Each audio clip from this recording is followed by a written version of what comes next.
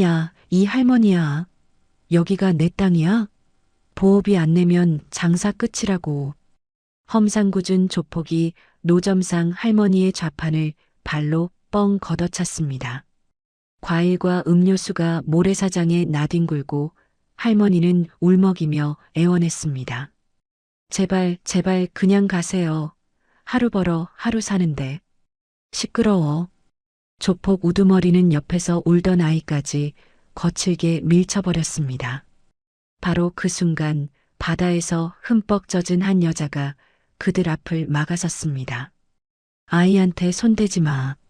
조폭들은 몰랐습니다. 자신들이 앞에 나타난 여자가 전설적인 707 특임대 중령 발키리였다는 것을.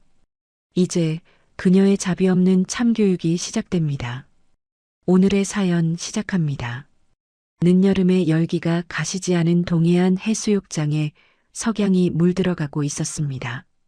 파도가 모래사장을 쓸어내리며 만들어내는 하얀 거품이 붉은 노을빛에 반짝였죠. 한서윤은 텅 빈 해변 한쪽에 홀로 앉아 무릎을 끌어안고 있었습니다. 후. 서윤이 깊게 숨을 내쉬며 파도 소리에 귀를 기울였습니다. 차가운 바닷바람이 서윤의 짧게 자른 머리카락을 흩날렸죠. 1년 전 아프간 작전의 폭발음이 다시 귓가에 울려 퍼지자 서윤은 급히 일어나 바다로 뛰어들었습니다. 차가운 바닷물이 서윤의 몸을 감쌌습니다. 서윤은 물속에서 눈을 감고 고통스러운 기억들을 씻어내려 애썼죠. 이제 그만, 제발 그만. 서윤이 물 위로 고개를 내밀며 중얼거렸습니다. 그때 해변에서 요란한 소음이 들려왔어요. 야, 이 할머니야. 여기가 내 땅이야? 어디서 허락도 없이 좌판을 벌여.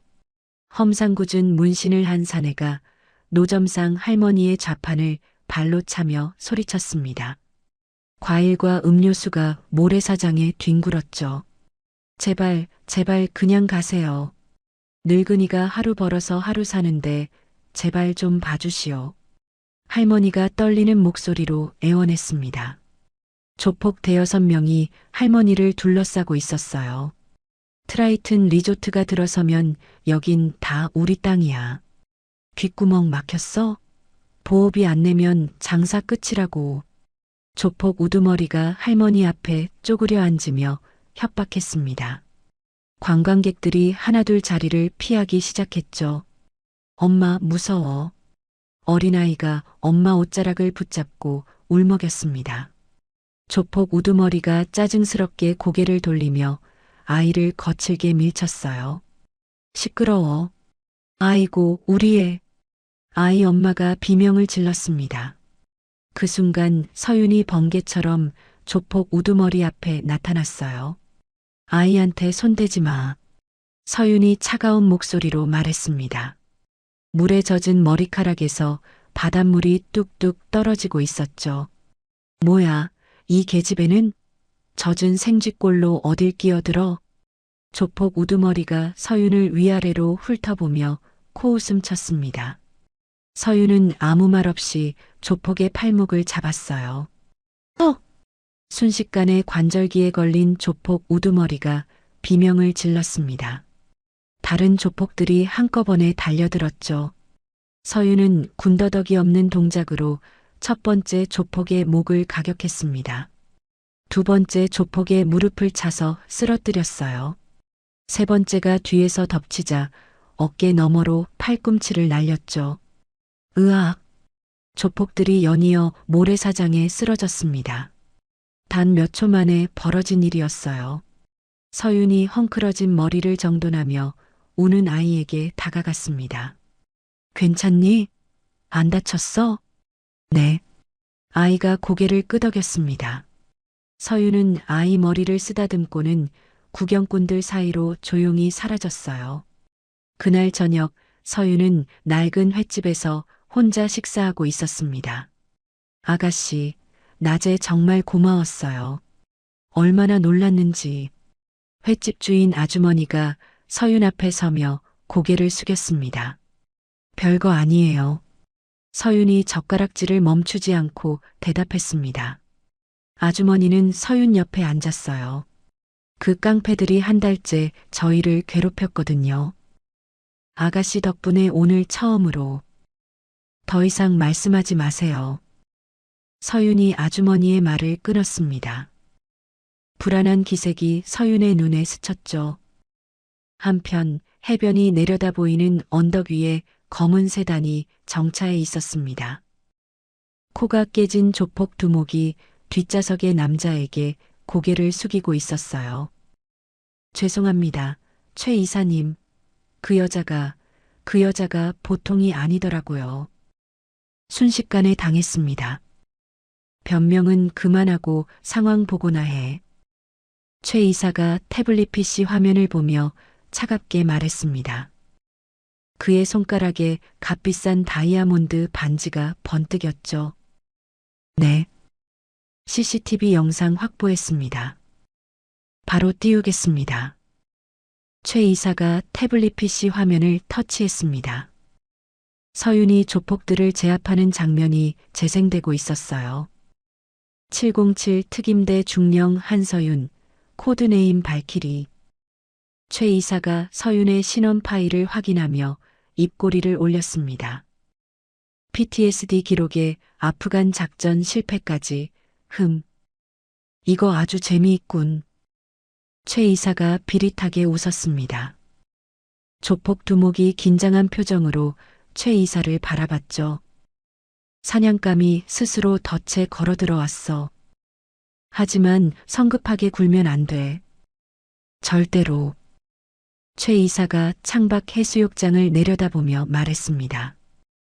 저 장난감이 쉬이 망가지지 않게, 하지만 아주 고통스럽게.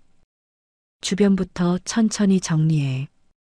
알겠습니다, 이사님. 조폭 두목이 고개를 끄덕였습니다. 최 이사가 리조트 개발 계획서를 펼쳐들었어요. 트라이튼 리조트 프로젝트가 성공하려면 사소한 방해 요소라도 전부 제거해야 해. 서윤은 펜션으로 돌아와 창가에 서 있었습니다. 차가운 시선이 등 뒤에서 느껴졌죠. 서윤이 재빨리 몸을 숨기며 뒤를 돌아봤습니다. 누구지? 서윤이 중얼거리며 방의 모든 불을 껐습니다. 커튼 틈으로 밖을 살폈지만 아무도 보이지 않았어요.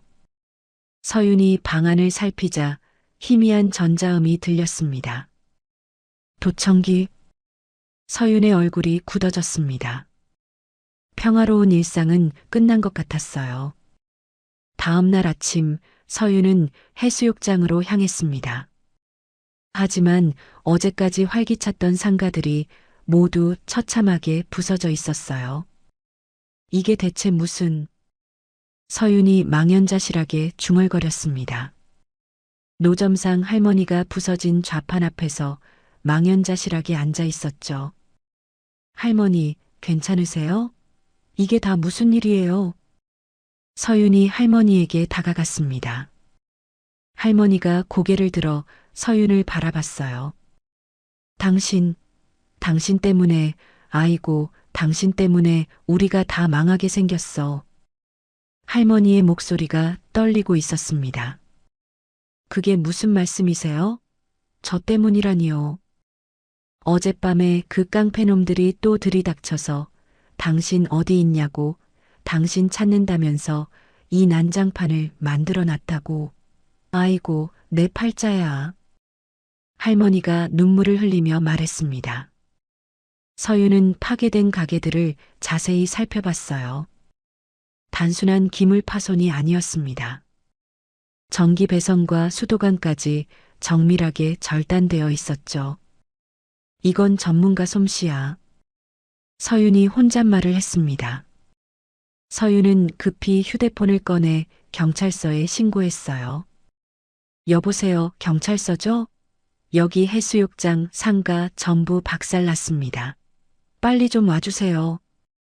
1시간 후 경찰차 한 대가 도착했습니다. 경찰관 2명이 내려와 형식적으로 둘러보기만 했어요. 아유, 이 정도 가지고 뭘. 파손 규모도 크지 않구만. 그냥 당사자들끼리 민사로 해결하세요. 경찰관이 무성의하게 말했습니다. 민사 문제라뇨? 이게 어떻게 민사 문제입니까? 저기 끊긴 배선들 안 보이세요? 이건 명백한 조직적 범죄라고요. 서윤이 목소리를 높였습니다. 경찰관이 귀찮다는 표정으로 고개를 저었어요. 아, 증거 있어요? 증거도 없는데 우리가 땅 파서 수사합니까? 바쁜 사람들 붙잡지 말고 그냥 집에 가서 쉬세요. 경찰관들이 차에 타고 떠나버렸습니다. 서윤은 주먹을 꽉 쥐었어요. 역시 썩었군. 그때 할머니가 서윤에게 다가왔습니다. 아가씨, 제발 우리 좀 그냥 놔둬요. 우리 여기서 더는 피해 못 봐요. 제발 떠나줘요, 네. 할머니의 절규가 서윤의 가슴을 찔렀습니다. 아프간에서 들었던 부하의 마지막 목소리가 겹쳐졌어요. 중령님, 함정입니다. 서윤이 머리를 감싸주며 비틀거렸습니다. 숨이 가빠지기 시작했죠. 하하. 서윤은 간신히 펜션으로 돌아와 짐을 싸기 시작했습니다. 여기서 떠나자. 더 이상 누구도 나 때문에 위험하게 만들 수 없어. 서윤이 가방에 옷가지를 집어넣었습니다. 하지만 창밖으로 보이는 부서진 좌판들이 눈에 밟혔어요. 그날 밤 서윤은 침대에 누워 있었습니다. 문득 미세한 발소리가 들렸어요. 누군가 온다. 서윤이 조용히 일어나 귀를 기울였습니다. 현관문이 소리 없이 열리는 기척이 들렸죠. 서윤은 재빨리 침대 밑으로 몸을 숨겼습니다. 검은 전술복을 입은 괴한 3명이 방 안으로 들어왔어요. 목표물 확인 안 됨. 괴한 중 하나가 무전기에 속삭였습니다. 서윤은 침대 밑에서 괴한의 발목을 잡아챘어요. 으악! 괴한이 넘어지며 비명을 질렀습니다. 서윤이 튀어나와 2번째 괴한의 목을 공격했죠. 이놈들.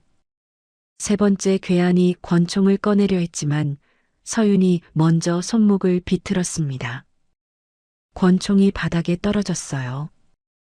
괴한들은 707 특임대의 제식 기술을 사용하고 있었습니다. 서윤과 똑같은 움직임이었죠. 너희들 정체가 뭐야? 서윤이 마지막 괴한을 제압하며 소리쳤습니다. 그때 바닥에 떨어진 군용 단검이 눈에 들어왔어요. 이건 우리 부대 전용 나이프잖아. 서윤이 경악하며 단검을 집어들었습니다. 707 특임대만 사용하는 특수 제작 나이프였어요. 대체 누가?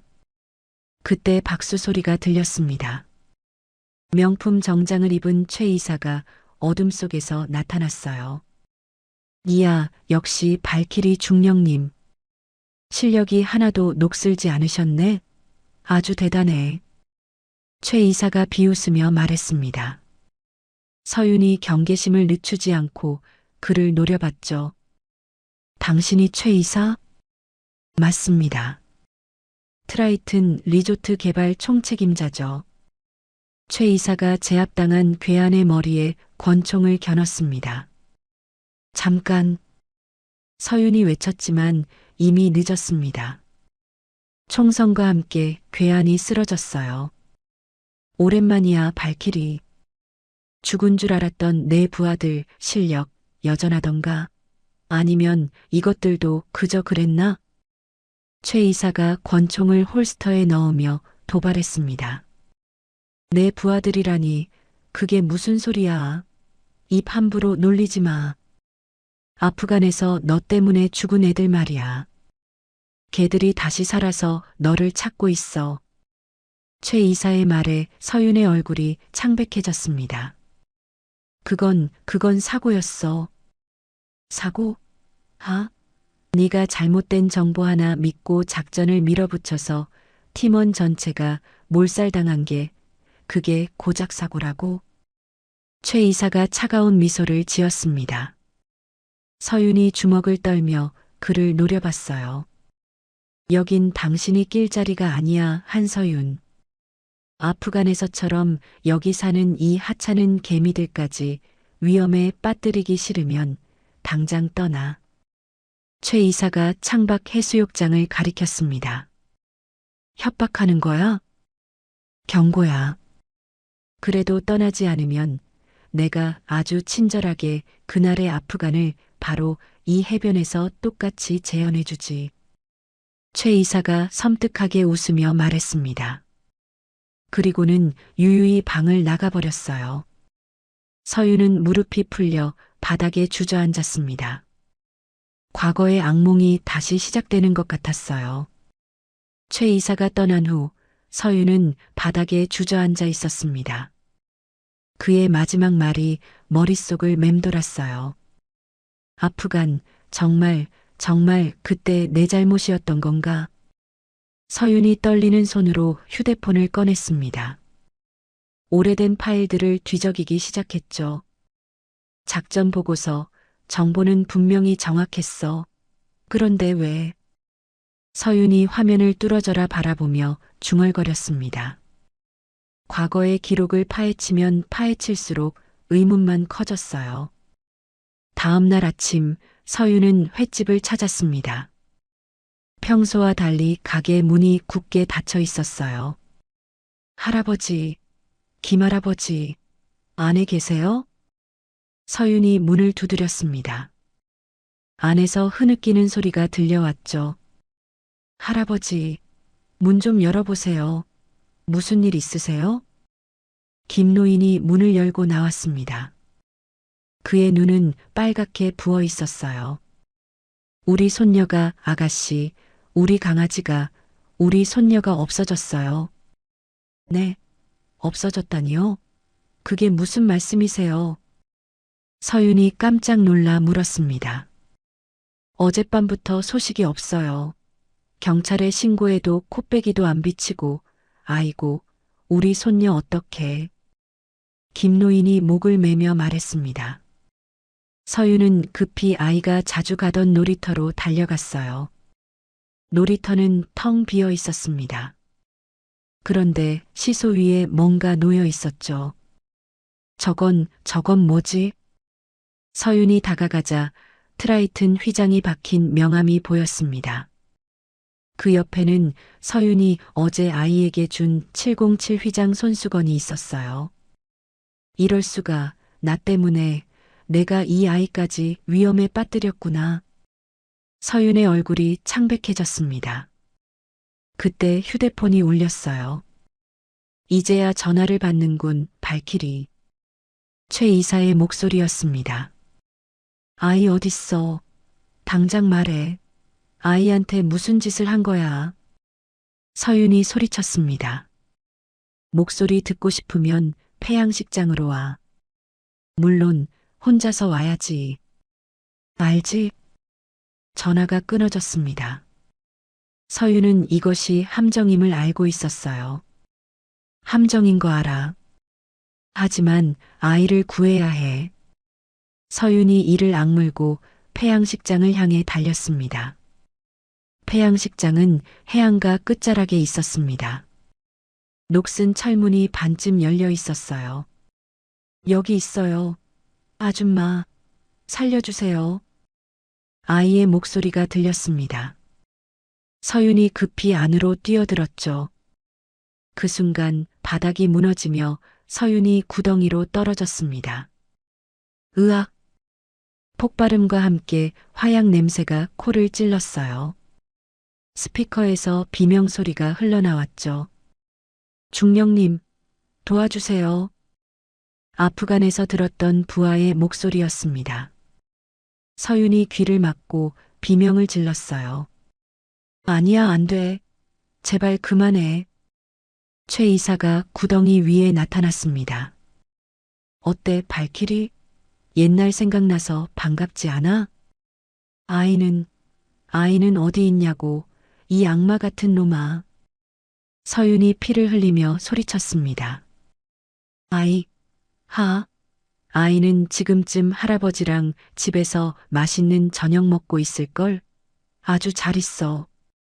최 이사가 비웃었습니다. 뭐라고? 쯧쯧. 전설의 발키리? 별거 아니네. 결국 감정에 휘둘리는 평범한 여자일 뿐이야. 최 이사가 담배를 피우며 말했습니다. 그때 아프간에서도 내 그 감정적인 판단 때문에 팀원들이 다 죽었지. 안 그래? 그리고 넌 오늘 또 똑같은 실수를 했어. 서윤이 무릎을 꿇었습니다. 부상의 고통과 정신적 충격이 몰려왔어요. 이게 내가 베푸는 마지막 잡이야. 내일 해 뜨기 전까지 이 마을에서 깨끗이 사라져. 최 이사가 유유히 사라졌습니다. 서윤은 혼자 남겨진 구덩이에서 울부짖었어요. 몇 시간 후 서윤은 간신히 구덩이에서 빠져나왔습니다. 빗방울이 떨어지기 시작했어요. 내가 또 나 때문에 내가 또 실수했어. 서윤이 비틀거리며 걸었습니다. 의식이 흐려지기 시작했죠. 으윽. 서윤이 길바닥에 쓰러졌습니다. 차가운 빗물이 그녀의 몸을 적셨어요. 다음 날 서윤은 병원에서 깨어났습니다. 김노인이 옆에 앉아 있었어요. 할아버지. 아이고, 정신이 좀 들어? 다행이구먼. 정말 다행이야. 김노인이 안도의 한숨을 쉬었습니다. 손녀는요? 아이는요? 무사한가요? 집에 잘 있어. 아주 쌩쌩해. 글쎄, 친구 집에서 게임하다가 깜빡 잠들어서 하룻밤 자고 온 거였어. 에휴. 서윤의 얼굴이 일그러졌습니다. 완전히 속아 넘어간 것이었어요. 저기 아가씨.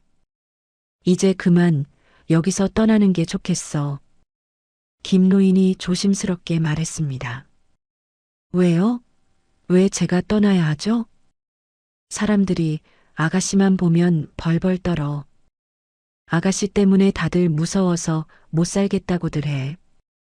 김노인이 고개를 숙였습니다. 서윤이 병원을 나오자 마을 사람들의 시선이 차가웠습니다.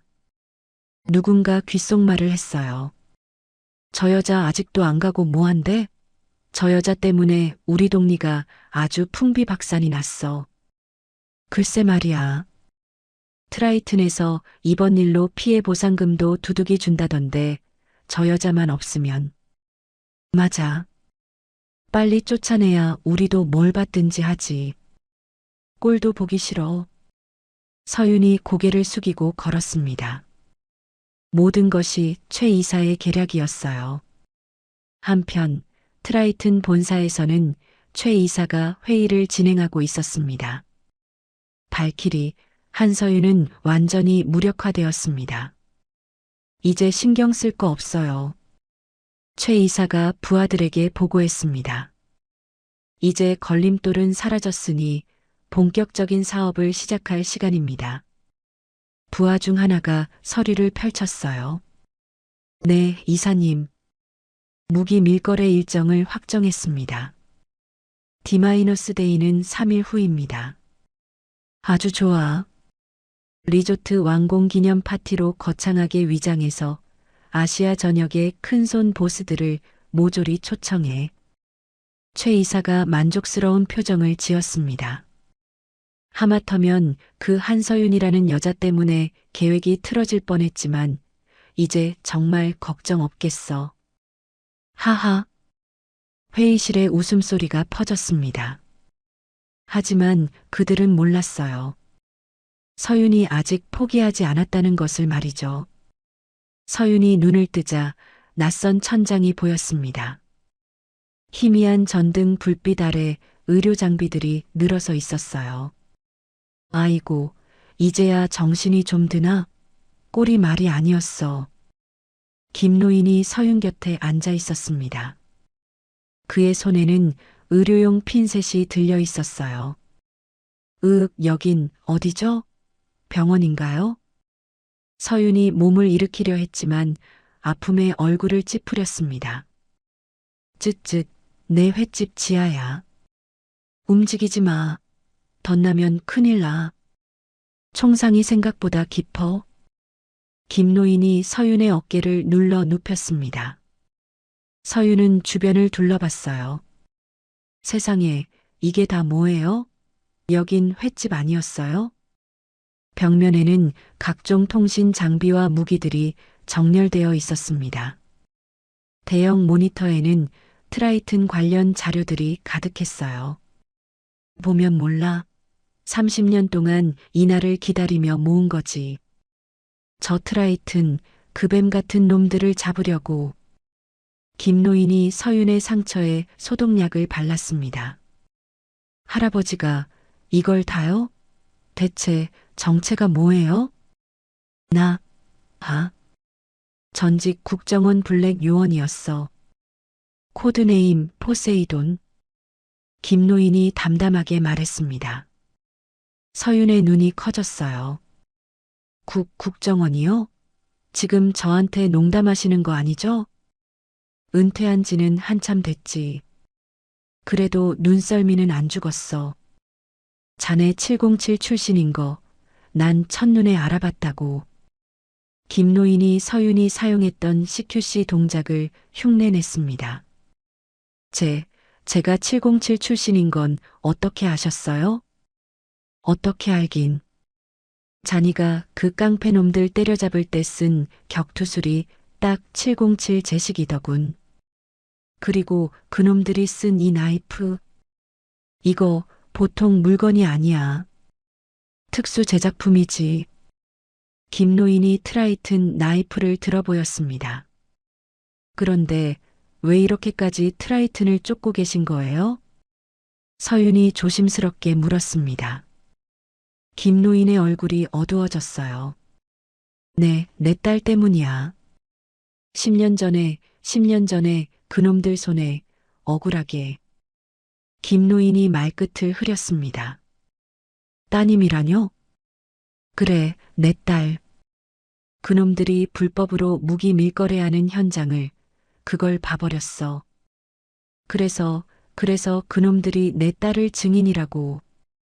김노인의 주먹이 떨렸습니다. 서윤이 그의 어깨에 손을 올렸어요. 아, 정말 뭐라고 드릴 말씀이 없네요. 죄송해요. 자네 잘못이 아니야. 그런데 자네도 보아하니 보통 일이 아니야. 그놈들한테 단단히 당한 것 같던데? 김노인이 서윤을 바라봤습니다. 저는 아프간 작전에서 제 부하들이 모두 제 눈앞에서. 서윤이 고개를 숙였습니다. 잠깐. 혹시 그때 자네 부대에 민간 군사 자문이라는 작자가 파견되지 않았나? 김노인이 날카롭게 물었습니다. 그걸 어떻게 아세요? 네, 맞아요. 있었어요. 서윤이 깜짝 놀라 물었어요. 그럴 줄 알았지. 최 이사, 그놈의 낯짝이 딱 그때였어. 그 자식이 당시 민간 자문으로 자네 부대에 있었다고. 김노인이 모니터를 켰습니다. 최 이사의 과거 신분 자료가 나타났어요. 그놈이 처음부터 일부러 잘못된 정보를 흘려서 자네 부대를 통째로 함정으로 밀어 넣은 거야. 뭐라고요? 거짓말이죠. 그럴 리가 없어요. 서윤의 목소리가 떨렸습니다. 정신 차려. 그놈은 처음부터 배신자였어. 군사 기밀 빼돌리고 최신 무기 훔쳐내려고 작정하고 접근한 거라고. 김노인이 당시 작전 기록을 보여줬습니다. 그럼 제 부하들이, 그 애들이 죽은 게 제 잘못이 아니라고요? 서윤의 눈에서 눈물이 흘렀습니다. 그래. 자네 잘못이 아니야. 단 하나도. 전부 다 그 최 이사, 그 악마 같은 놈의 계획이었어. 김노인이 서윤의 손을 잡았습니다. 그럼 이번에 저한테 한 짓도 맞아. 자네의 그 아픈 기억, 그 트라우마를 교묘하게 이용해서 자네를 정신적으로 완전히 무너뜨리려던 속셈이었던 거지. 아주 비열한 놈이야. 김노인이 고개를 끄덕였습니다. 서윤이 주먹을 꽉 쥐었어요. 이제 진실을 알았으니 어쩔 텐가? 당장 뛰쳐나가서 복수라도 할 건가? 복수가 아닙니다. 저는 정의를 실현하고 싶어요. 제 부하들의 억울함을 풀어줘야겠어요. 서윤이 김노인을 똑바로 바라봤습니다. 그래. 그 마음가짐 아주 좋아. 그럼 이제 내 정보가 필요할 때군. 이리 와봐. 김노인이 또 다른 화면을 켰습니다. 항구 지도와 건물 배치도가 나타났어요. 저놈들이 벌이는 리조트 파티는 전부 눈속임이야. 가짜라고. 진짜 목적은 저 바다 밑 해저 터널을 통한 무기 밀거래지. 해저 터널이요? 이 밑에 그런 게 있다고요? 그래. 아무도 모르게 바다 밑으로 비밀 통로를 뚫어놨어. 국제 감시망을 따돌리려는 수작이지. 김노인이 터널 설계도를 보여줬습니다. 거래는 정확히 언제 이뤄지죠? 바로 내일 밤이야. 아시아 전역의 네로라는 범죄 조직 두목들이 다 모일 거야. 김노인이 시계를 보았습니다. 이럴 수가 하루밖에 안 남았네요. 맞아. 그래서 지금 당장 훈련을 시작해야 해. 자네 지금 몸 상태로는 어림도 없지만 방법이 있어. 김노인이 지하 훈련장으로 서윤을 이끌었습니다. 훈련장에는 VR 장비가 설치되어 있었어요. 이 VR 장비로 그 지옥 같았던 아프간 상황을 그대로 재현할 거야. 피하지 마. 내 그 끔찍한 기억을 정면으로 돌파하는 수밖에 없어. 제가 그걸 다시 견딜 수 있을까요? 서윤이 불안해했습니다. 견뎌야 해. 이겨내지 못하면 그놈들을 막을 수 없어. 자네 부하들, 그리고 내 딸의 원수도 갚을 수 없다고. 김노인이 VR 헤드셋을 건넸습니다. 서윤이 결심을 굳히고 장비를 착용했어요. VR 속에서 아프간 작전장이 펼쳐졌습니다. 폭발음과 함께 부하들의 비명이 들려왔어요. 으악! 서윤이 비명을 질렀습니다. 하지만 이번에는 도망치지 않았어요. 아니야. 이번엔 달라. 이번엔 내가 반드시 구해낼 거야. 서윤이 가상의 적들을 향해 돌격했습니다. 수십 번의 시뮬레이션 끝에 마침내 성공했어요. 그래, 잘했어. 아주 잘했어. 이제야 전설의 707 발키리가 제대로 돌아왔군. 하. 김노인이 만족스럽게 웃었습니다. 이제 작전 계획을 세워봅시다. 할아버지. 서윤이 모니터 앞에 앉았습니다. 두 사람이 머리를 맞대고 계획을 짰어요. 좋아. 내가 놈들의 통신망을 전부 교란하고 드론으로 밖에서 지원하겠네. 저는 리조트 서버실에 직접 침투해서 놈들의 거래 증거를 모조리 확보하겠어요. 서윤이 항구 지도를 가리켰습니다. 그놈 분명히 또 자네의 그 상처를 건드리면서 심리전을 걸어올 거야. 그걸 역이용할 방법도 생각해둬. 두 번 다시, 이제는 그런 비열한 수법에 절대 당하지 않아요. 서윤이 자신 있게 말했습니다. 작전 전날 밤 서윤은 전사한 부하들의 군번줄을 목에 걸었습니다. 기다려, 얘들아. 조금만 더, 이제 내가 너희들의 억울한 진실을 꼭 밝혀줄게. 서윤이 군번줄을 꽉 쥐었습니다. 김노인이 최신 전술 장비를 건넸어요. 이거 챙겨가. 그리고 꼭 조심해라. 자넨 이제 나한테 내 딸이나 마찬가지니까. 네, 할아버지. 걱정 마세요. 꼭 살아서 돌아오겠습니다. 서윤이 김노인에게 고개를 숙였습니다. 내일이면 모든 것이 끝날 것 같았어요. 하지만 서윤은 이제 혼자가 아니었습니다. 든든한 조력자가 생긴 것이죠. 작전 당일 밤 폭우가 항구를 쏟아부었습니다. 서윤은 잠수복을 입고 배수관 앞에 웅크리고 있었어요. 포세이돈, 지금 내 말 들려요? 서윤이 무전기에 속삭였습니다. 아주 잘 들려. CCTV 해킹 완료했어. 지금 바로 경비병 위치 전송한다. 김노인의 목소리가 들려왔습니다. 서윤의 고글에 적들의 위치가 표시되었어요. 확인했어요. 지금 바로 침투 시작합니다. 서윤이 배수관 속으로 몸을 밀어 넣었습니다. 차가운 물이 서윤의 몸을 감쌌죠. 13번 창고 지하로 올라온 서윤은 조심스럽게 주변을 살폈습니다. 무기 상자들이 산더미처럼 쌓여 있었어요. 세상에 무기가 이렇게나 많다니. 믿을 수가 없네. 서윤이 놀라며 중얼거렸습니다. 발키리, 정신 차려. 2시 방향에서 경비병 둘이 접근한다. 김노인이 경고했습니다. 서윤은 재빨리 상자 뒤로 숨었어요. 특별히 이상 없지? 아, 별일 없어. 근데 오늘따라 비는 왜 이렇게 쏟아지는 거야? 찝찝하게. 경비병들이 지나가며 대화했습니다.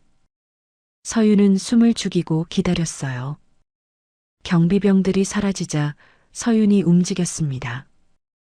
과거라면 폭발음 때문에 공포에 떨었을 텐데 이제는 달랐어요.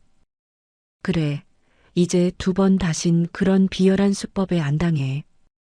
서윤이 자신있게 중액층으로 올라갔습니다.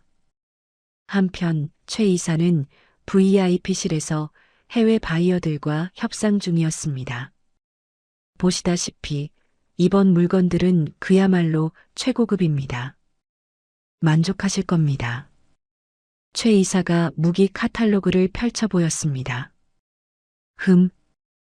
물건은 좋아 보이는데 가격이 너무 비싼 거 아닌가? 러시아 바이어가 불만을 표했습니다. 이 정도 품질의 이 가격이면 아주 합리적인 겁니다. 더는 못 깎아드립니다. 그때 부하가 급히 들어왔어요. 이사님, 큰일 났습니다. 지금 침입자가 발생했습니다. 뭐라고? 그게 무슨 소리야? 최 이사의 얼굴이 굳어졌습니다. CCTV가 전부 먹통이 됐습니다. 통신도 전혀 안 됩니다. 부하가 당황하며 보고했습니다. 설마 한서윤? 그 계집애가 여기까지? 최 이사가 이를 악물었습니다. 바이어분들께는 아주 사소한 기술적 문제라고 둘러대 곧 해결될 거라고 말씀드려. 최 이사가 부하에게 지시했습니다. 당장 최정예 팀을 서버실로 급파해. 그 여자가 노리는 건 거기야. 서윤은 이미 3층 서버실 앞에 도착해 있었습니다. 입구에 경비병 넷이 서 있었어요. 넷이나 있네. 정면 돌파는 무리야. 어떻게 처리하지? 서윤이 주변을 살폈습니다. 그때 화재 경보기가 눈에 들어왔어요. 서윤이 경보기를 작동시켰습니다. 삑삑 소리와 함께 스프링클러가 터졌어요. 뭐야? 이게 무슨 소리야? 아, 물. 경비병들이 당황했습니다. 서윤은 이 틈을 타서 접근했어요. 첫 번째 경비병의 목을 가격했습니다. 두 번째가 돌아보자 무릎을 찼죠. 침입자다. 여기 침입자야. 세 번째 경비병이 소리쳤습니다. 하지만 서윤의 팔꿈치가 그의 명치를 강타했어요. 마지막 경비병이 총을 빼려 했지만 서윤이 손목을 비틀어 무력화시켰습니다. 할아버지, 서버실 진입 완료했습니다. 서윤이 무전기에 보고했습니다. 아주 잘했어. 어서 데이터 다운로드 시작해. 김노인이 답했습니다. 서윤이 USB를 컴퓨터에 꽂았어요. 다운로드 진행률이 화면에 나타났습니다. 젠장, 3분이나 걸려. 제발 버텨야 해. 서윤이 시계를 보았습니다. 그때 복도에서 발소리가 들려왔어요. 젠장, 벌써 최정예 팀이 쫓아온다. 서윤이 급히 서버실 문에 폭탄을 설치했습니다. 임시 부비 트랩이었어요. 꼼짝 마라. 당장 문 열어. 복도에서 소리가 들렸습니다. 서윤은 책상을 뒤집어 엄폐물을 만들었어요. 쾅! 문이 폭발하며 연기가 피어올랐습니다. 용병들이 연기 속에서 나타났어요. 찾았다. 저기 있다. 쏴. 용병들이 총을 겨눴습니다. 서윤은 책상 뒤에서 응사했어요. 다다다다.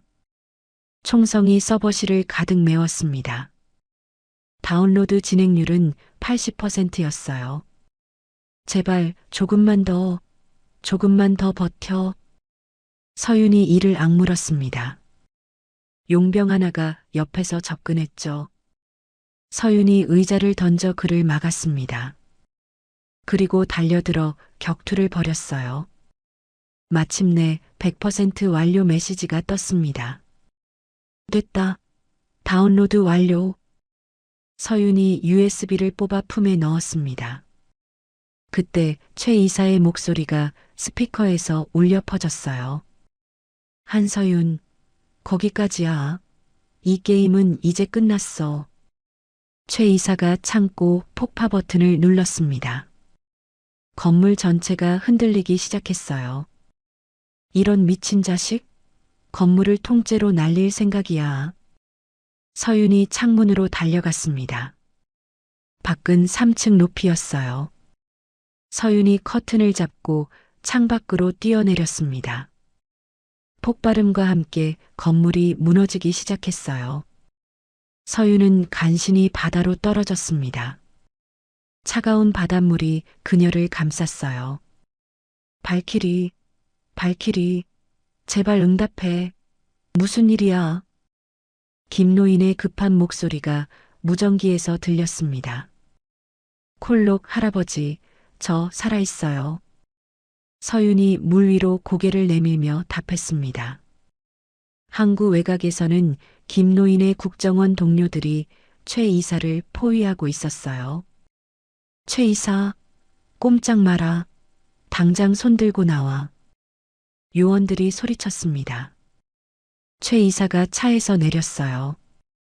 아, 내 놈들이 감히 날 건드려. 내 뒤에 누가 버티고 있는지 알고도 이래. 최 이사가 광기 어린 눈으로 소리쳤습니다. 시끄럽고 조용히 해. 넌 끝났어. 요원이 수갑을 채웠습니다. 최 이사의 얼굴이 일그러졌어요. 며칠 후 해수욕장은 다시 평화를 되찾았습니다. 상인들이 서윤 앞에 무릎을 꿇었어요. 아가씨, 정말 죄송합니다. 저희가 죽을 죄를 졌습니다. 맞아요. 저희 생각이 짧았어요. 저희가 다 잘못했습니다. 상인들이 연신 사과했습니다. 하지만 서윤의 표정은 차가웠어요. 일어나세요. 하지만 이것만은 아셔야 합니다. 당신들의 그 비겁함이 저 괴물들을 여기까지 끌어들인 겁니다. 서윤이 부서진 좌판을 가리키며 말했습니다.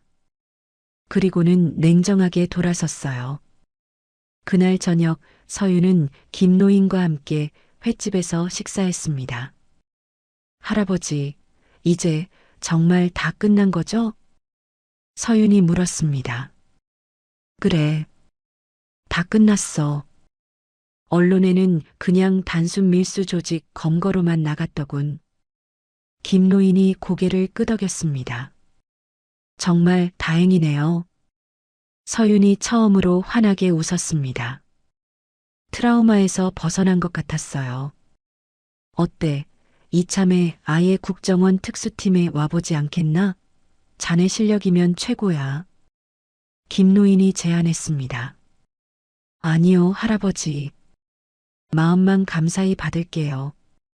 저는 이제 그냥 평범하게 살고 싶어요. 서윤이 고개를 저었습니다. 허? 그래. 그것도 아주 좋은 선택이지. 김노인이 만족스럽게 웃었습니다. 두 사람은 마치 부녀처럼 정겹게 대화했어요. 밖에서는 파도 소리가 평화롭게 들려왔습니다. 서윤의 길었던 악몽이 드디어 끝난 것 같았어요. 서윤과 김노인이 웃으며 식사를 하던 그때 TV에서 긴급 속보가 흘러나왔습니다. 속보입니다. 방금 전 대규모 밀수 조직의 핵심 두목으로 지목된 최모 씨가 이송 중 탈출했습니다. 두 사람의 웃음이 순간 멈췄어요. 트라이튼 리조트의 간부로 알려진 최 씨는 호송차가 무장괴한들에게 습격당한 틈을 타 김노인의 젓가락이 바닥에 떨어졌습니다. 할아버지, 이게 어떻게 된 거죠? 분명히 잡았다면서요. 서윤이 급히 물었습니다. 이런 멍청한 놈들, 내 충성파가 아니라 본대 놈들이 호송을 맡았구나. 내부 배신자가 정보를 흘린 게 틀림없어. 김노인이 이를 악물었습니다. 세상에 대전차 로켓이래요. 대전차 로켓으로 호송차를 그대로 습격했다는데요. 서윤이 TV 화면을 가리켰습니다. 이건 계획된 거야. 처음부터 이놈을 빼낼 작정이었던 거야. 김노인이 주먹을 떨었습니다. 그때 김노인이 갑자기 가슴을 움켜쥐며 쓰러졌어요. 할아버지, 왜 이러세요? 정신 차리세요. 서윤이 급히 김노인을 부축했습니다. 가슴이 너무 아파. 김노인이 식은땀을 흘리며 신음했습니다. 안 되겠어요. 당장 병원에 가야 해요. 안 돼. 지금 병원 갈 시간이 없어. 김노인이 서윤의 손을 붙잡았습니다. 그게 무슨 말씀이세요? 지금 당장 가셔야 해요. 실은 내가 최장암 말기다.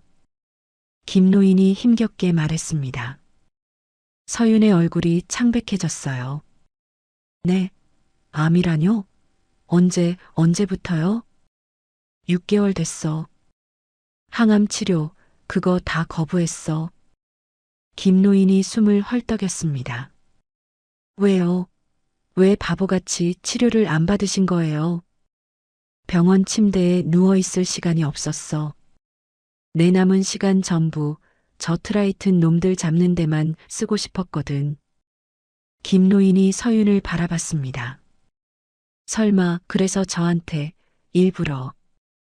그래. 자네를 만난 게 내 마지막 희망이었고 마지막 기회였어. 김노인이 고개를 끄덕였습니다. 서윤의 눈에서 눈물이 흘렀어요. 아니에요. 아직 포기하면 안 돼요. 지금이라도 치료받으면. 다 늦었어. 이미 온몸에 다 전이 됐다고 하더군. 김노인이 지하 벙커를 가리켰습니다. 시간이 없어. 어서 지하로 내려가자. 자네한테 꼭 보여줄 게 있어. 서윤이 김노인을 부축해서 지하로 내려갔습니다. 김노인이 벽 뒤 비밀 금고를 열었어요. 이게 진짜 백이야. 김노인이 작은 SSD를 꺼냈습니다. 이게 도대체 뭐예요? 트라이튼, 그놈들의 진짜 배후, 저 윗대가리들, 정부 고위층 놈들하고 연결된 모든 비리 증거가 이 안에 다 들어있어. 김노인이 SSD를 서윤에게 건넸습니다. 자니가 확보한 건 단순 지역 데이터였고 이게 바로 본체, 몸통이야. 세상에. 그럼 이걸로 그놈들 모조리 다 끝장낼 수 있겠네요. 서윤이 SSD를 받아들였습니다. 그런데 큰 문제가 하나 있어. 이게 내 생체 인식으로만 잠겨 있거든. 김노인이 안타까워했습니다. 생체 인식이요? 그래. 내 심박하고 뇌파가 동시에 일치해야만 열려. 만약 내가 죽으면 이건 영원히 잠겨버려. 김노인이 걱정스럽게 말했습니다. 그럼 무슨 일이 있어도 할아버지는 살아계셔야 하는 거네요. 아시겠어요? 서윤이 김노인의 손을 잡았습니다. 그때 갑자기 폭발음이 들렸어요. 횟집 위층이 흔들렸죠. 이 소리는 뭐야? 서윤이 급히 일어났습니다. 검은 연기가 계단으로 내려왔어요. 아, 찾았다. 여기 있었군, 이 쥐새끼들. 최 이사의 목소리가 들렸습니다. 중무장한 용병들이 지하로 내려왔어요. 서윤아, 어서 도망쳐. 이건 나한테 맡기고. 김노인이 소리쳤습니다. 서윤이 총을 들고 용병들을 막아섰습니다. 다다다다. 총성이 지하 벙커를 가득 메웠어요. 이놈들, 썩 비켜. 할아버지한테 손대지 마. 서윤이 용병 하나를 쓰러뜨렸습니다. 하지만 너무 많았어요. 거기까지. 그만해, 발키리. 최 이사가 김노인에게 총을 겨누었습니다. 이 비열한 자식? 서윤이 총을 겨눴지만 김노인이 인질이었어요. 얼른 총 버려. 1초라도 늦으면 이 늙은이 골통이 날아갈 줄 알아. 최 이사가 비웃었습니다. 서윤이 어쩔 수 없이 총을 내려놓았습니다. 용병들이 김노인을 끌고 갔어요. 안 돼, 할아버지. 서윤이 소리쳤지만 막을 수 없었습니다. 몇 시간 후 서윤의 휴대폰이 울렸어요. 화상 통화였습니다. 오랜만이네. 안녕, 발키리. 최 이사가 화면에 나타났습니다. 그 옆에 피투성이가 된 김노인이 의자에 묶여 있었어요. 할아버지, 이 악마 같은 놈, 당장 할아버지 풀어줘. 서윤이 비명을 질렀습니다. 내가 분명히 경고했지? 네가 가장 소중하게 생각하는 걸 바로 내 눈앞에서 빼앗아 주겠다고 말이야. 하하. 최 이사가 광기 어린 웃음을 터뜨렸습니다. 닥치고 그 사람 놔줘. 원하는 게 뭐야? 아이고, 지금 죽이면 안 되지. 이 늙은이가 살아있어야 그 귀한 원본 데이터를 열 수 있거든. 최 이사가 김노인에게 주사기를 꽂았습니다. 김노인이 고통스러워했습니다. 이거 아주 귀한 생명 연장 약물이야. 그냥은 안 죽여. 아주 고통스럽게 오래오래 살게 해줘야지. 최 이사가 잔인하게 웃었습니다. 자, 그럼 거래를 시작해볼까? 이 늙은이 목숨하고 네가 가진 원본 데이터를 교환하자. 무슨 헛소리야. 서윤이 소리쳤습니다. 네가 가진 건 그냥 껍데기, 지역 데이터일 뿐이야. 안 그래? 진짜는 이 늙은이가 따로 꽁꽁 숨겨뒀지. 최 이사가 김노인을 가리켰습니다. 좋아. 어디서 만날 건지 당장 말해. 서윤이 이를 악물며 물었습니다. 아주 특별한 곳으로 초대하지. 내 그 끔찍한 트라우마가 시작된 곳. 바로 거기하고 아주 똑같은 지형이거든. 최 이사가 지도를 보여줬습니다. 저기 남해에 버려진 군사 훈련장 섬이야. 희한하게도 말이야. 아프간 거기하고 지형이 완전히 똑같아. 이런 비열한 자식이. 서윤이 분노했습니다. 자, 거기서 원본 데이터하고 이 늙은이 깔끔하게 교환하자고 최 이사가 제안했습니다. 물론 혼자 와야지. 쥐새끼 한 마리라도 데리고 오면 이 늙은이는 그 자리에서 바로 죽어. 화면이 꺼졌습니다. 서윤은 주먹을 꽉 쥐었어요. 이게 마지막 함정이라는 걸 뻔히 알면서도 갈 수밖에 없잖아.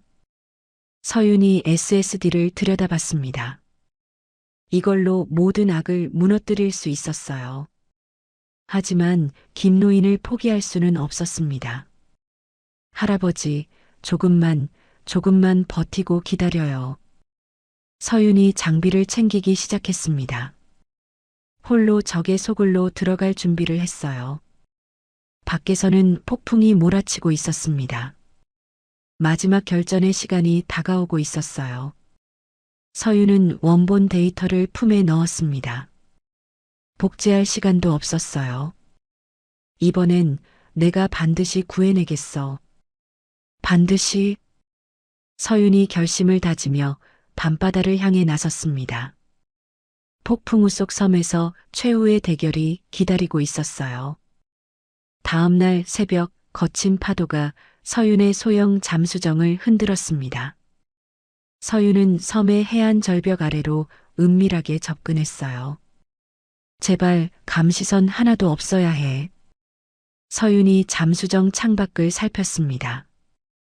다행히 트라이튼의 감시망은 보이지 않았어요. 서윤은 방수팩에 밀봉한 SSD를 확인했습니다. 소형 자폭 장치가 함께 연결되어 있었어요. 만일의 경우를 대비해서 이건 마지막 보험이야. 서윤이 자폭 스위치를 점검했습니다. 절대 적들 손에 넘어가면 안 되는 데이터였어요. 잠수정에서 나온 서윤은 절벽을 타고 올라갔습니다. 섬 전체에서 이상한 소리가 들려왔어요. 으악, 중령님. 과거 부하들의 비명 소리였습니다. 최 이사가 설치한 음향 장치였어요. 흥? 이제 두 번 다신 그런 얄팍한 수법에 안 당해. 서윤이 침착하게 전진했습니다. 더 이상 과거에 얽매이지 않았어요. 서윤은 김노인에게 몰래 건넨 GPS 신호기를 확인했습니다. 암 환자용 비상 추적기였어요. 좋아. 섬 중앙 등대, 거기 계셨군. 서윤이 신호 위치를 확인했습니다. 서윤은 국정원 대신 국회 감찰팀에 비상 신호를 보냈어요. 김노인이 알려준 최후의 수단이었죠. 곧 답신이 왔습니다. 국정원 내부 방해로 지원 불가. 현재 당신은 고립 상태. 서윤의 얼굴이 굳어졌습니다. 결국 이거였어. 역시 처음부터 나 혼자 해결해야 하는 거였군. 서윤이 이를 악물고 등대를 향해 달렸습니다. 등대 최상층에 도착한 서윤은 문을 조심스럽게 열었어요. 최 이사와 용병 5명이 여유롭게 기다리고 있었습니다. 이야, 제 발로 걸어 들어오네. 어서 와, 발키리. 최 이사가 비웃으며 말했습니다. 김노인이 의자에 묶인 채 쓰러져 있었어요. 할아버지. 서윤이 달려가려 했지만 용병들이 막아섰습니다. 딴짓 말고 데이터부터 내놔. 최 이사가 손을 내밀었습니다. 김노인이 희미하게 눈을 떴어요. 그는 서윤을 향해 눈을 깜빡였습니다. 서윤이 김노인의 시선을 따라갔어요. 천장에 예비 전력 차단기가 보였습니다. 데이터? 미안하지만 이미 감찰팀 서버로 다 전송됐어. 서윤이 거짓말을 했습니다. 뭐라고? 이 계집애가. 최 이사의 얼굴이 일그러졌습니다. 설마 내가 그 중요한 원본을 순순히 들고 올 줄 알았어? 멍청하긴. 서윤이 도발했습니다. 용병들이 당황하며 서로를 바라봤어요. 감히 날 속여? 좋아. 그럼 이 늙은이부터 당장 죽여버리겠어. 최 이사가 김노인에게 총을 겨눴습니다. 서윤이 재빨리 비상조명 스위치를 눌렀어요. 눈부신 섬광이 등대 안을 가득 메웠습니다. 으악, 내 눈. 용병들이 눈을 가리며 비명을 질렀습니다. 서윤은 미리 착용한 야간 투시경으로 천장의 차단기를 총으로 쐈어요. 등대 안이 완벽한 암흑으로 변했습니다. 뭐야? 불 켜. 당장 불 켜. 최 이사가 소리쳤습니다. 하지만 이미 늦었어요. 서윤은 어둠 속에서 첫 번째 용병에게 접근했습니다. 목을 가격해서 기절시켰어요. 젠장, 어디 있어?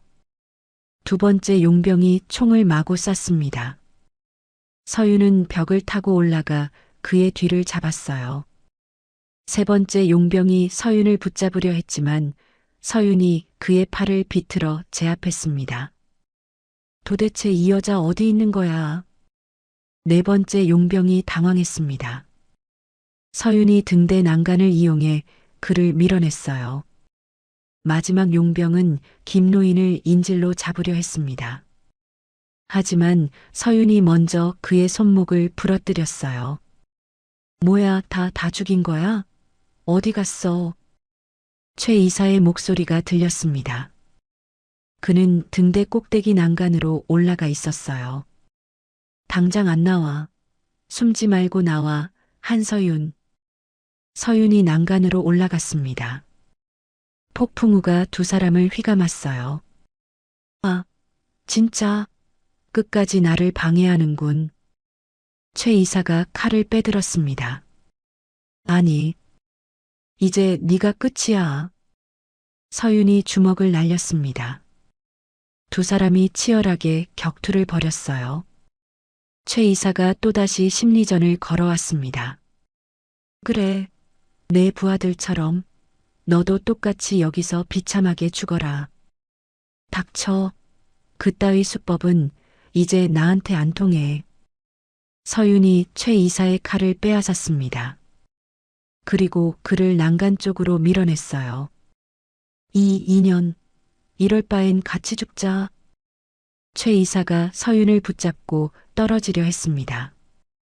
그때 김노인이 마지막 힘을 다해 굴러왔어요. 이 더러운 자식아.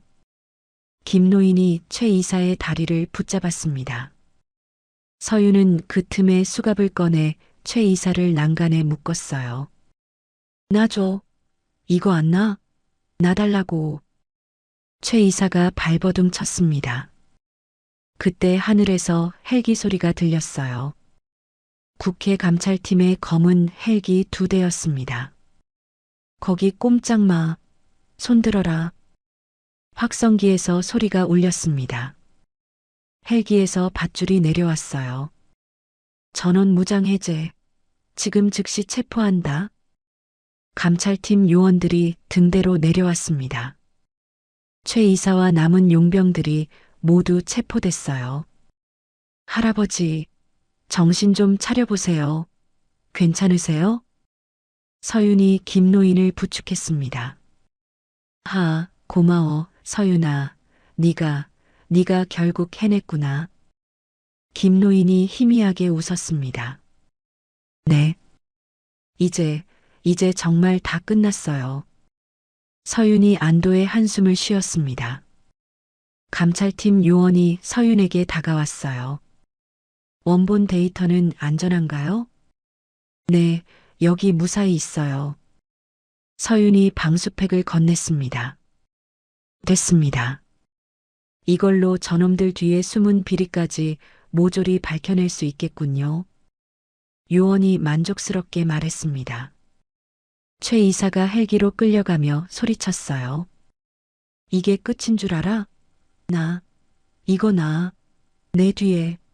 너희가 감당 못할 더 큰 세력이 있다고. 하지만 아무도 그의 말을 신경 쓰지 않았습니다. 서윤은 김노인과 함께 헬기에 올랐어요. 긴 악몽이 드디어 끝난 것 같았습니다. 이제 정말 평화가 올까요? 서윤이 창밖을 바라보며 물었습니다. 그럴 거야. 네가 해낸 일이니까. 김노인이 서윤의 어깨를 토닥였습니다. 멀어져가는 섬을 바라보며 서윤은 마침내 과거의 짐을 완전히 내려놓을 수 있었어요. 폭풍우가 그치고 새벽 햇살이 바다를 비추기 시작했습니다. 새로운 시작의 빛이었어요. 몇 주 후 국정원 안가 병실은 고요했습니다. 김노인이 하얀 침대에 누워 서윤의 손을 잡고 있었어요. 이젠 정말 좀 쉬고 싶구나. 김노인이 희미하게 웃으며 말했습니다. 서윤의 눈에서 눈물이 흘렀어요. 할아버지, 안 돼요. 제발 눈 좀 떠보세요. 고마웠다, 서윤아. 내 덕분에 우리 딸아이도 이제야 편히 쉴 수 있겠어. 김노인이 서윤의 손을 꼭 쥐었습니다. 아니에요. 제가 더 감사해요. 할아버지가 안 계셨다면 저는. 됐다.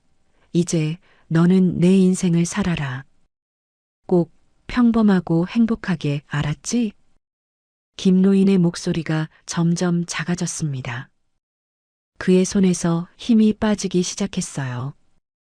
편히 쉬세요, 할아버지. 서윤이 고개를 숙였습니다. 김노인이 평화롭게 눈을 감았어요. 서윤은 조용히 일어나 김노인을 향해 거수 경례를 올렸습니다.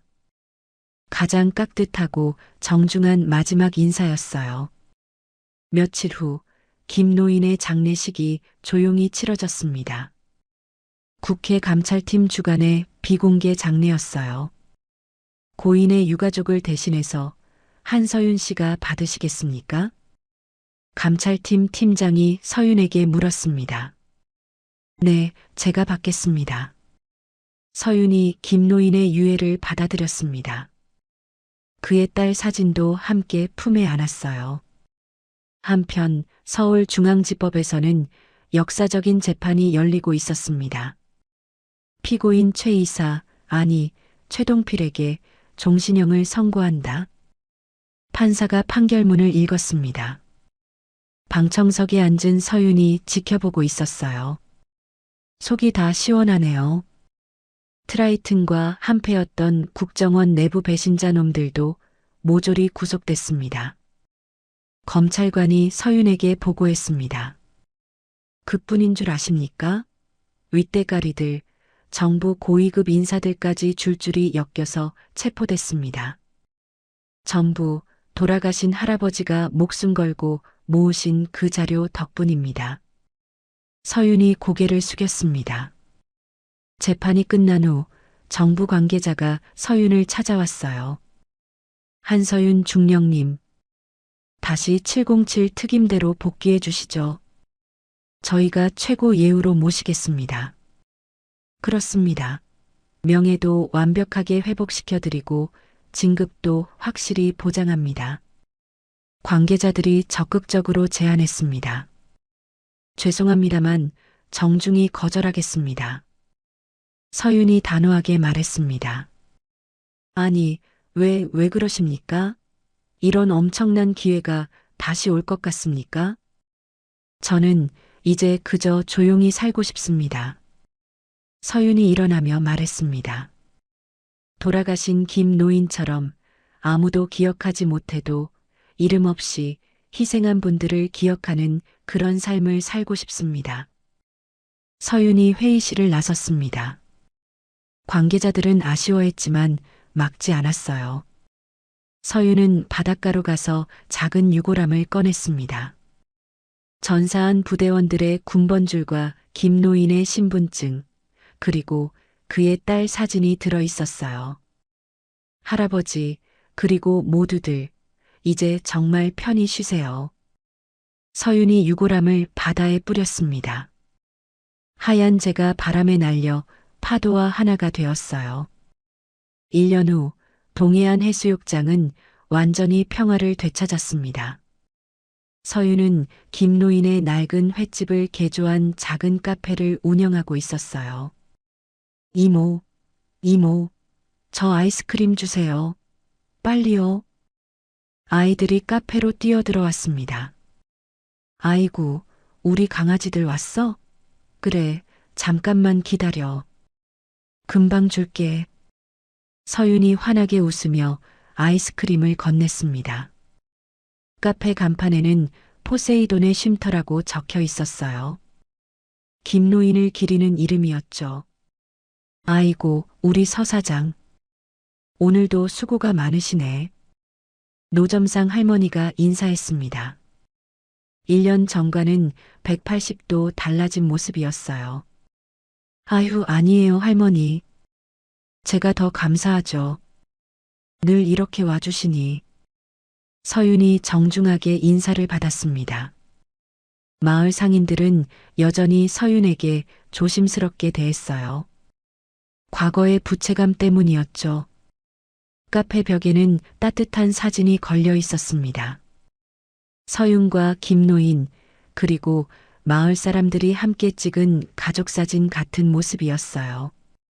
저녁 무렵 서윤은 바다를 바라보며 커피를 마시고 있었습니다. 평화로운 노을이 바다를 물들이고 있었어요. 정말 평화롭다. 서윤이 만족스럽게 중얼거렸습니다. 트라우마는 완전히 사라졌어요. 그때 저 멀리서 비명소리가 들려왔습니다. 야, 주인. 이게 지금 술이라고 가져온 거야. 이게 뭐야, 맛이 왜 이래? 관광객들 사이에서 누군가 고성을 지르고 있었어요. 어휴, 또 술 취한 진상 손님이네. 서윤이 피식 웃었습니다. 과거의 조폭들과는 차원이 다른 수준이었어요. 서윤이 머리를 묶고 앞치마를 고쳐 매며 일어났습니다. 가만히 있어 보자. 또 일이 터졌나 보네. 그때 횟집 사장이 빗자루를 들고 나타났어요. 서 사장, 잠깐만. 내가 빗자루 들고 같이 가줄게. 슈퍼 주인도 국자를 들고 나왔습니다. 아이고, 나도 가야지. 우리도 도와드릴게요. 저리 비켜요. 다른 상인들도 하나둘 모여들었어요. 과거 서윤을 배척했던 사람들이었죠. 어머, 다들 정말 고맙습니다. 서윤이 따뜻하게 웃었습니다. 에이, 뭘. 이제부턴 우리가 우리 마을을 지켜야지. 횟집 사장이 의연하게 말했습니다. 맞아요. 2번 다신 서 사장 혼자 고생하게 안 둬요. 그렇고 말고. 슈퍼 주인이 고개를 끄덕였습니다. 서윤과 마을 사람들이 소리가 난 방향으로 걸어갔습니다. 이제는 혼자가 아니었어요. 뭐야, 당신들은 또 지금 여기서 뭐 하는 거야? 술 취한 관광객이 소리쳤습니다. 손님, 술 많이 드신 것 같은데 이만 조용히 하세요. 서윤이 차분하게 말했습니다. 뭐, 이 여자가 지금 누굴 가르쳐? 당신이 뭔데 이래라 저래라야. 관광객이 서윤을 밀려 했습니다. 하지만 마을 사람들이 앞을 막아섰어요. 이 양반아, 여기가 어디라고 감히 우리 마을에서 난동을 부려. 좋은 말 할 때 조용히 돌아가시지. 상인들이 단합된 모습을 보였습니다. 관광객은 기세가 꺾여 물러났어요. 휴, 다행이다. 잘 해결됐네요. 서윤이 뿌듯하게 웃었습니다. 그러게 말이야. 이제야 우리가 진짜 한마을 사람이 된 것 같네. 횟집 사장이 감회에 젖어 말했습니다. 무슨 말씀을요? 우린 처음부터 가족이었어요. 서윤이 따뜻하게 답했습니다. 해가 완전히 지고 별이 떠오르기 시작했어요. 평화로운 밤이 마을을 감쌌습니다. 아이고, 내일은 또 무슨 일이 있으려나? 무슨 일이 있긴. 뭐든 다 같이 해결하면 되지, 안 그래요? 서윤과 마을 사람들이 웃으며 각자의 집으로 돌아갔습니다. 서윤은 카페 문을 닫으며 김노인의 사진을 바라봤어요. 할아버지, 저 이제 정말 행복해요. 보고 계시죠? 사진 속 김노인이 웃고 있는 것 같았습니다. 바다에서 불어오는 시원한 바람이 서윤의 머리카락을 흩날렸어요. 더 이상 과거의 악몽은 없었습니다. 오직 평화로운 현재와 희망찬 미래만이 있을 뿐이었어요. 서윤은 마지막으로 바다를 바라보며 깊게 숨을 들이마셨습니다. 진정한 자유와 평화를 만끽하며 집으로 걸어갔어요. 멀리서 파도 소리가 자장가처럼 들려왔습니다. 모든 것이 완벽하게 평화로웠어요. 오늘 이야기 어떠셨나요? 혹시 마지막까지 들어주신 분이 계시다면 잘 들었다고 댓글 하나만 남겨주세요. 여러분에게도 달빛 같은 순간이 찾아올 거예요. 지금까지 달빛 이야기였습니다. 더 좋은 사연으로 다시 찾아뵙겠습니다. 늘 평온한 하루 되시길 바랍니다. 감사합니다.